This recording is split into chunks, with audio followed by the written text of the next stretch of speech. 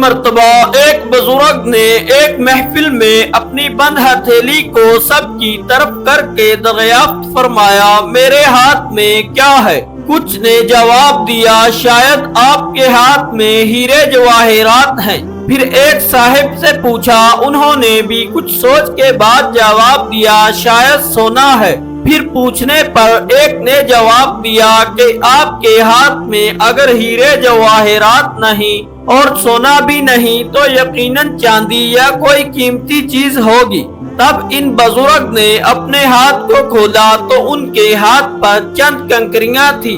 سب حیران رہ گئے۔ ارشاد کیا، عورت کی مثال اس بند مٹھی کی طرح ہے، اگر وہ بند ہے یعنی با پردہ ہے تو ہیرے جواہرات، سونا چاندی اور اس کی بیش بہا قیمت ہے، لیکن اگر وہ مٹھی کی طرح کھل جائے، بے پردہ ہو جائے تو وہ بے وقعت پتھر اور کنکریوں کی مانند ہے، جس کی کوئی عزت اور قیمت نہیں۔